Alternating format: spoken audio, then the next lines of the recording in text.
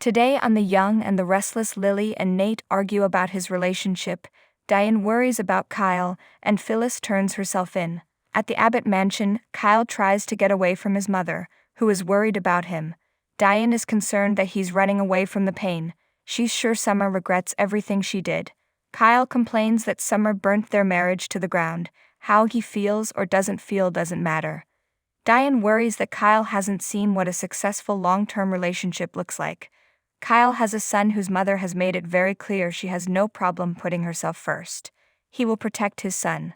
Diane, emotional, reminds him she was that mother but he forgave her. Kyle says that there is no way he would be able to trust Summer even if he forgave her. Diane counsels that he has to put his faith in the love they share. I know that you still love Summer. Kyle says Phyllis will be back soon and who knows what she and Summer will do next. Diane asks if he's really ready to throw away the life they built together. Kyle can't understand why Diane is on Summer's side. She's clearly more like Phyllis than we ever thought. At Crimson Lights, Summer tells Chance that now that her mom is ready to come forward, everything is going to be okay. The detective thinks they have very different ideas of okay and warns some things are going to be tougher to fix than others. He asks how Summer is doing with the separation. Summer hates it. It's part of why her mother is coming back. She feels responsible and wants to do the right thing.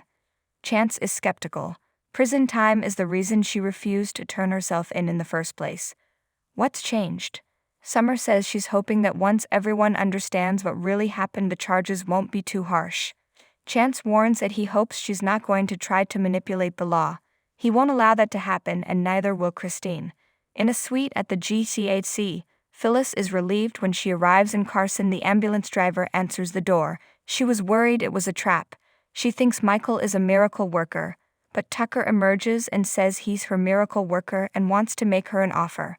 Phyllis informs Tucker there is nothing he can offer her. He gestures to Carson and says, "Your freedom. Right there, courtesy of me, not Michael, not Victor. I am your salvation, Phyllis." Tucker asks her to sit down for a conversation. Phyllis asks how he knows about this. Tucker says Michael and her kids are very worried. They're determined to fight for her and to find this man. He can back up her claim that she was coerced by Stark. Carson exclaims, "Stark was one scary dude. He made it real clear if I didn't fall into line, he'd kill me." Tucker relays that Carson will claim he saw her kill Stark in self-defense. Phyllis snaps, "What's the catch?" Tucker shrugs, "No catch. Just peace of mind for our friend here. I'm going to support his mom financially while he does his time, and he'll have a clean conscience and perhaps a lighter sentence for coming forward." Phyllis wants to know how she can trust they won't throw her under the bus. She doesn't understand why Tucker is helping her. Tucker informs her there is something very important they share. Phyllis pulls up a chair and asks Tucker to tell her what this is all about. Tucker tells Phyllis, "By helping another you build your own future happiness." Phyllis doesn't know what that means and informs him if he's not straight with her, she'll leave. Tucker says he's the key to her future happiness. She won't walk out on that. She'll be grateful and possibly indebted to him and his generosity. Phyllis finally gets it. She accepts what he's offering and is indebted to Tucker or Carson goes away. Tucker says that's right. He sends Carson back to his suite. Once alone, Phyllis asks, "How did you do that? How did you convince him to testify on my behalf?" Tucker says everyone has their price. He can be paid to stick around and cooperate or be paid to vanish and never look back. Phyllis asks what Tucker wants from her. Tucker tells her he and Ashley got engaged and started a new company, Simply Ashley Cosmetics. They'll have all of Ashley's patents, and then they are going to grind Jabat into a fine powder and scoop it up for bottom dollar. Diane will be the challenge, ergo, they would like her out of the way. Distracted and thrown off her game in whatever way possible. What better way than to have Phyllis return, vindicated? Phyllis realizes he's offering her freedom in return for screwing Diane over. Tucker says, "You've got it." Phyllis isn't going to help him take down a company that owns her daughter's company. She also doesn't want to be near Diane or part of any war. Tucker promises her they will fight the war and Marchetti will emerge unscathed. He just wants Phyllis to be a constant presence in Diane's life, the tipping point that pushes Diane over the edge, all while enjoying this freedom I'm providing for you.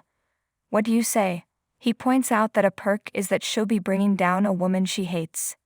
Diane will lose her position at Jabat and her relationship with Jack will crumble. Phyllis can't go through that pain anymore. Tucker urges her to look on the bright side. She blew up her daughter's marriage and can make amends. Even Kyle and Jack will eventually forgive her. They forgave Diane for God's sake. Then she can resume her life in the community she loves. Tucker walks to the door and intones, "We never had this conversation, you understand." With that, he exits. In Lily's penthouse, Daniel helps her put out her framed photos and jokes that the only thing missing is one of their wedding in Vegas. They marvel at how much they've changed. She and Daniel are making out when the doorbell rings. It's Nate. He welcomes his new neighbor and tells Daniel it's nice to see him. He couldn't be happier about his cousin moving in across the hall. He hopes he's not interrupting. Daniel says he was just leaving, kisses Lily, and goes. Lily asks Nate, "So?" Nate's looking forward to them seeing more of each other and wants to celebrate with a glass of wine. Lily is willing to have a glass of wine, but she can't just sit and chat as though nothing happened between them. At Crimson Lights, Summer tells Chance she's tired of the secrets and of being the bad guy. She misses Harrison and Kyle. Chance is sorry. Summer shrugs, "It's my fault, right? I gutted my marriage with lies." Kyle might not ever forgive her. She asks if he's forgiven Abby for what she did. Chance hedges that it's a process. Summer ruminates that she's been in love with Kyle since she was a teenager. She has to fix her marriage, but that can't happen until this mess is behind them. "I'm glad my mom is finally ready to come home." Chance asks, "Even though you'll face charges?" Summer is ready to take responsibility. Christine walks in and notes they seem deep in conversation. "Is there something I should know?" Chance tells Christine there could be action with Phyllis soon, but nothing they can move on right now. Chris knows Summer is loyal to her mom but asks her, "Have you considered the damage this is doing to your life?" Summer has to go and thanks Chance for listening. Chance tells Chris that Phyllis is ready to turn herself in. Chris doesn't believe it, but if she is, there's an angle. She can't think of any ace Michael could have up his sleeve to cancel out Phyllis's many crimes, but she has no doubt they'll try. Phyllis answers her suite door to Heather, who announces that Daniel sent her and she's taking over her case. Phyllis balks, No, where's Michael?"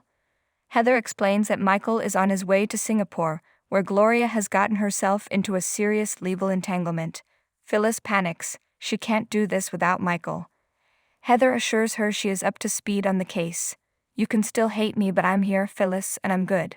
So what's it going to be?"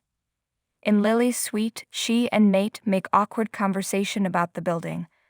Lily sighs and tells Nate they're family and she's trying to get back to a place where there's no anger and resentment. But that will take time. Nate will always regret what he did. Lily snarks that it worked out great for him. Nate is grateful Victoria sees his potential. Lily scoffs, professionally and personally. They bicker about Victoria. Nate says if she's the deal breaker here, there's nothing he can do about that. Lily wonders if the Newman is just useful to him.